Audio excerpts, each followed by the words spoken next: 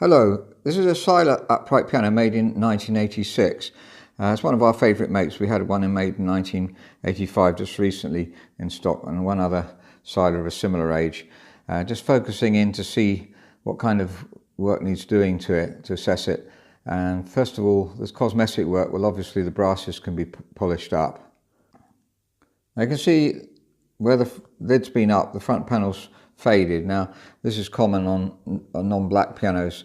If you do have a non-black piano, it's a good idea to vary it so that it fades evenly.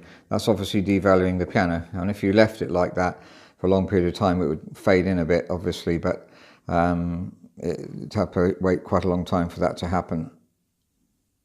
Now interestingly, as you can see on the back of the piano, put a carpet, a bit of carpet, obviously to deaden the sound, one would think. So let's see what kind of tone it has with that, and we'll take it out and see what tone it has without, see if we can tell any difference. So this is with the carpet in. It's a bit soft sounding anyway. We'll look at the hammers in a minute. Beautiful rich bass. So let's try and see if there's any difference if we take the carpet out. Now the carpet's out, chance to look at the soundboard. It's a bit dirty, as you can see, but good condition. Nice close grained spruce. That's, I believe, all instruments. The sign of a good instrument is close grained spruce, so I'm told. So anyway, it does, obviously it's very high quality. Seilers stop at nothing to get the best quality, as I've tried to show in other videos too. So let's listen to it now. I think it has made a difference. Yeah, definitely. But still we've got to work on the hammers. That's a wonderful bass. Now the problem with putting the carpet on here is obviously you are restricting the movement of the soundboard, encouraging it not to vibrate, which does mean that although it might deaden the sound, it's also meaning that the sound won't last for as long either. If the idea is to try to stop the piano, the sound of the piano going through to the next room, then obviously fixing a carpet on to the back here would be a solution, because it won't touch the soundboard. Now let's look at the hammers and see what's the matter. Well, first of all, there's some stickiness, as you can see. When we picked it up, it had been in the garage for about a week, but a dry garage, so I don't think that's a major contributor. It's just perhaps been in a slightly damp place. Let's compare this tone here to a newer Seiler. Try and keep that in mind, and we'll go to a newer Seiler.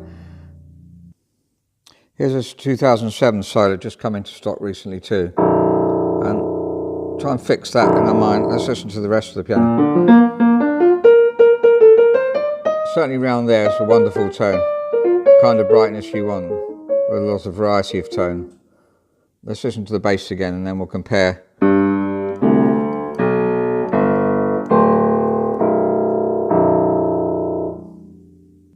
And back to the 1986 one.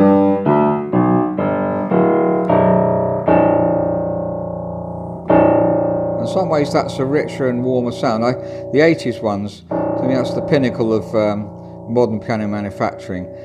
So the tone of the newer ones obviously is extremely good too, but really like the tone of these ones, slightly warmer somehow. Let's look at the hammers here. A bit more wear than on the other Seiler, which I recently made a video of. So I would say that equates to, let's say, an hour's playing a day for 5 years. So not a huge amount, and if we reface those, we're going to get the tone back, I think. If we listen to that now, it's a soggy sound. Certainly the centre pin is tight. We'll probably have to replace centre pins, at least lubricate. I would imagine replace centre pins. I'd take all the hammers off. It's a big job then, because we've got to put them on in exactly the same place so that these three the strings hit. Otherwise it will sound different from the other hammers. If we do that first and then reface afterwards, I think, probably, and then we will have the hammer in the right place. If we reface first, then we won't know where the string lines are to line up to the strings, which is very important really. And then when you reface, as I mentioned before, you need to make sure that the hammer's sitting all three strings exactly the same. all 3 strings and not slightly sloping, so it's hitting 1 or 2 before the others. Anyway, we've said that in other videos. These are obviously high quality Renner action. Seiler put the very, very best of everything that they can. And such a beautiful insides too. Not that that matters to the pianist, but this obviously shows their philosophy. And the sounds are slightly thin there. I think it might again be to do with the hammers. And my fear was that they might have been softened for the client who wanted a softer piano, but in fact I'm pretty certain they haven't been softened. They feel pretty tight, as good Renner hammers should, and then you voice them down here to start with deeply, and then less here, and then if you have to, just slightly at the end of the hammer too. And we've said that before in other videos, but very, very much we definitely have to take the hammers off. The dampers are coming off nicely together, very well regulated. In fact, the top treble's just before the others, which is, sorry, it was out of focus there. There we are. Top treble's just before the others, which is absolutely perfect. If you can get these lifting off just slightly earlier, you've reached real perfection.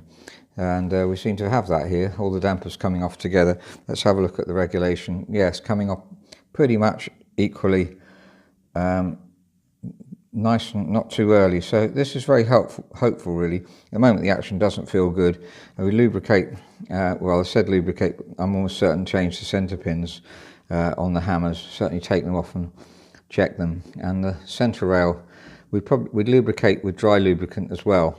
And everything else looks in perfect condition. So we can guarantee this piano for 10 years and it's got at least 30, 40 years more life left in it.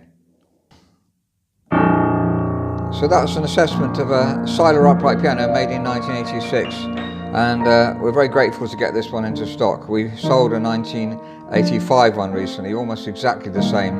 The veneer was slightly different. By the way, on the front of the piano, this is slightly faded, so that obviously devalues the piano, but it's such a high quality piano anyway. If you keep this down and it's got some light coming onto it, not direct sunlight necessarily, just light, then it will obviously gradually fade in, but that will take a very long time. And this bit here too, you see, is faded. So that's something. If you have a wood coloured piano, grands are a problem with the top lid, where it's kept up all the time, and so try and vary it.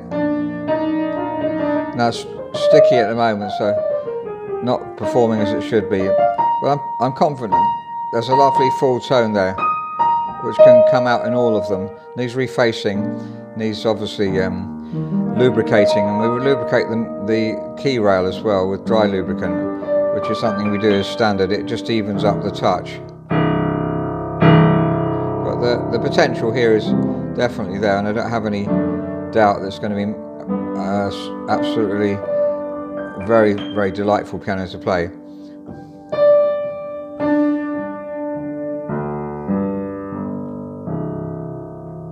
Thank you very much for listening.